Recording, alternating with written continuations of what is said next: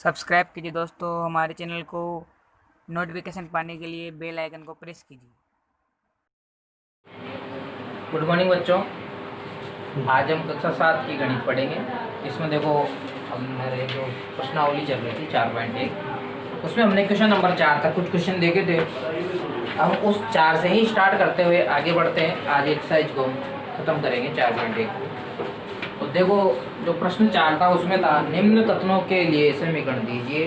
तो इसमें कुछ तो हम कर चुके थे, कुछ देखो मैं आपको बताता हूँ। जैसे आपका 5वां क्वेश्चन है, इसका t का 3/4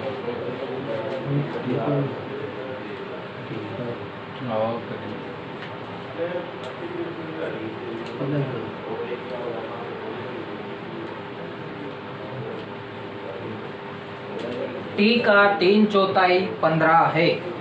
तो देखो इधर t इसका 3/4 मतलब तीसरा, उसका चौथा। 3/4 का मतलब होता है 3/4। तो t का 3/4 मतलब t को 3/4 से गुणा किया है, जो आपका दे रखा है इसने 15।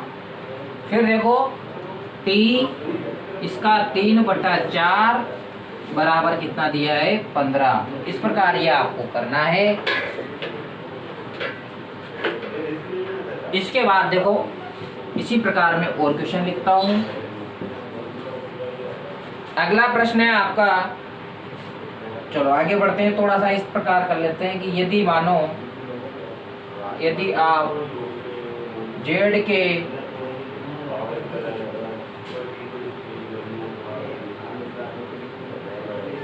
एक तिहाई में 3 जोड़े तो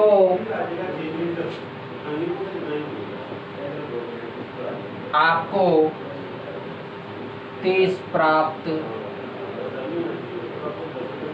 होता है। यदि आप जेड के एक तिहाई में 3 जोड़े हैं तो आपको 30 प्राप्त होता है।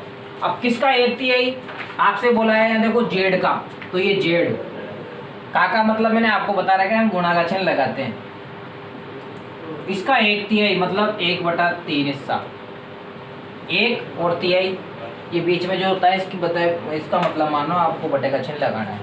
तो ये हो गया 1/3। इसके पहले 3/4 था तो मतलब 3/4। ये ध्यान रखना है। में 3 जोड़ो, एक तिहाई में कितने जोड़ने हैं? ये 3। तो आपको 30 प्राप्त होता है, मतलब आंसर कितना आता है 30। इसको सोल्व करते हैं। ये हो जाएगा z/3 + 3 बराबर 30। ये हो गया आपकी समीकरण। इसी प्रकार अब देखो, अब हम जो 5वां क्वेश्चन करेंगे, ये तो मैं पहले भी बता चुका था आपको थोड़े बहुत, ये 2 क्वेश्चन मैंने आज फिर बताए हैं। अब इससे आगे बढ़ेंगे। इसमें देखो क्या है, अगर मान लो इसी से आपसे बोल दिया जाए कि इसको हिंदी में लिखो, तो क्या लिखेंगे? जेड का एक तिहाई, जेड के एक तिहाई में 3 जोड़ने पर 30 प्राप्त होते हैं। अगर इसी अब जो हमें अगले इसमें मिलेंगे क्वेश्चन में, उसमें हमें इस तरह देगा लिख के, और हमें क्या करना है, इसकी हिंदी लिखनी है। अब हम चलते हैं क्वेश्चन नंबर 5 पे।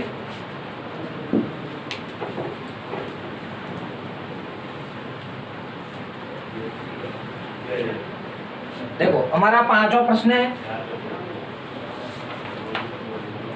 निम्न समीकरणों को सामान्य कथनों में लिखिए।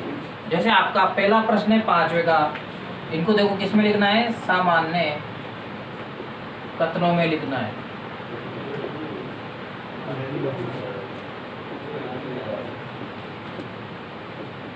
तो सामान्य कथन के रूप में लिखते हैं। देखो सबसे पहला है p + 4 = 15। तो अगर हम इसको हिंदी में लिखें, देखो हिंदी में लिखता हूं मैं आपके सामने। एक और क्वेश्चन लिख लेता हूं, दोनों को साथ में करेंगे।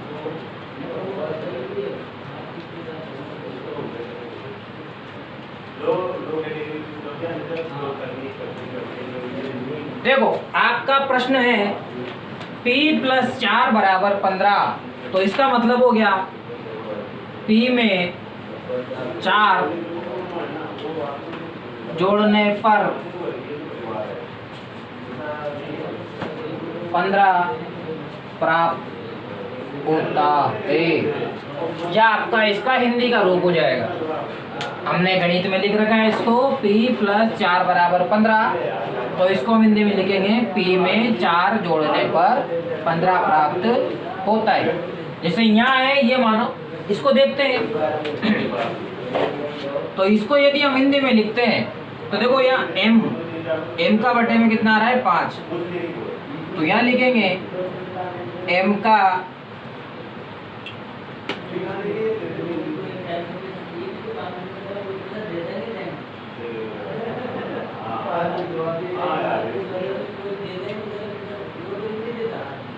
m का 1/5 भाग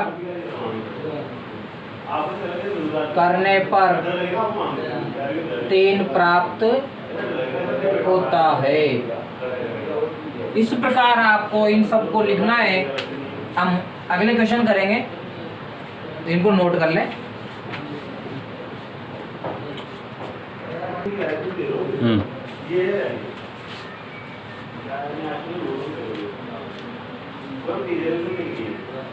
अब देखो 5वें का जो छठा क्वेश्चन है वो करते हैं। इसमें देखो हिंदी में लिखते हैं p का 3 गुना, क्योंकि देखो p को 3 से गुणा कर रखा है, तो क्या लिखेंगे p का 3 गुना या तिगुने, 3 गुने में कितना जोड़ रखा है 4, तो यहाँ जोड़ देंगे 4 जोड़ने पर कितने मिल रहे हैं अपन को 25, तो लिखेंगे 25 प्राप्त होते हैं। तो इसी प्रकार आपको इन सारे सवालों का जो है हिंदी में लिखना है। अब हम क्वेश्चन 6 पे आते हैं और 6 के करते हैं।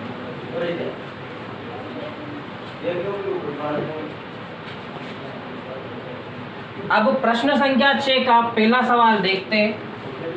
इरफान कहता है कि उसके पास परमीत के पास जितने कंचे हैं उनके 5 गुने से 7 अधिक कंचे हैं। तो इरफान के पास 37 कंचे हैं, तो परमीत के कंचों की संख्या m ली। इनको देखो हमें हिंदी में लिखना है। सबसे पहले 3 देखो आपका जो प्रश्न है यहाँ पे लिखा हुआ है, प्रश्न कह रहा है कि इरफान कहता है उसके पास परमीत के पास जितने कंचे हैं उनके 5 गुने से 7 अधिक कंचे हैं। और जो ये तो हमें क्वेश्चन के अनुसार है, और फिर वो अलग से कह रहा है कि इरफान के पास जो कंचे हैं ना वो कितने हैं 37 कंचे। अब आपसे बोला गया है कि आप जो परमीत है, इस परमीत के कंचों की संख्या माननी है आपको m। तो हम लिखे रखा है, देखो हल करते हैं। आपसे बोला है परमीत के पास कंचों की संख्या बराबर m। जब परमीत के पास कंचों की संख्या m है तो देखो m परमीत के पास जितने कंचे हैं उनके 5 गुने से, मतलब परमीत के पास कितने हैं m, तो इसका 5 गुना, इसका मतलब 5 से क्या करो इसको गुणा करो। 5 गुने से 7 अधिक है, तो अधिक है इसका मतलब प्लस के 7, और टोटल तो इरफान के पास जो कंचे बचे वो कितने हैं 37। तो देखो समीकरण कैसे बन जाएगी 5m + 7 = 37। यह आपका है। एक बार और देखें, फिर इसको आपको नोट करना है।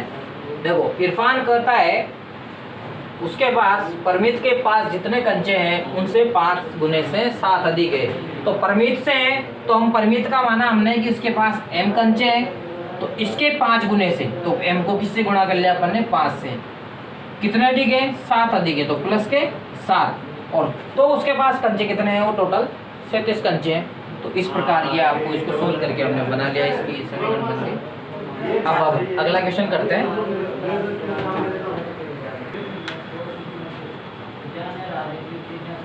एक समद्विबाहु त्रिभुज में शीर्ष कोण प्रत्येक आधार कोण का दुगना है।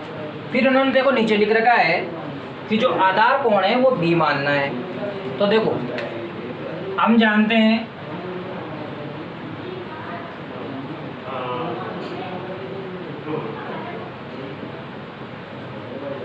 हम जानते हैं त्रिभुज के तीनों कोणों का योग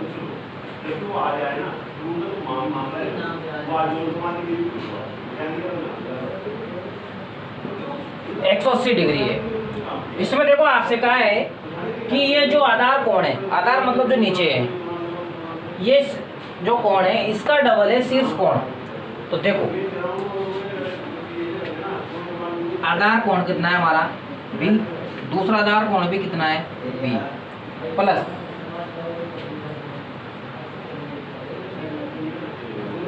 अब आगे क्या है कि शीर्ष कोण प्रत्येक आधार कोण का दुगना है। तो इससे दुगना होता है, मतलब जैसे ये बी है तो बी का दुगना कितना हो जाएगा, तो बराबर कितना होता है ये 180। तो देख लो एक बी दो बी और ये भी दो बी, तो हो जाएगा आपका 4 बी बराबर 180। ये आपको हो गया। नोट करें, आपकी एक्सरसाइज खत्म हो गई है। फिर अगर कोई क्वेश्चन नहीं आता है तो पूछ लेना। अगली बार हम जो पढ़ेंगे वो 4.2 पढ़ेंगे। तो इसी के साथ आपकी क्लास समाप्त होती है।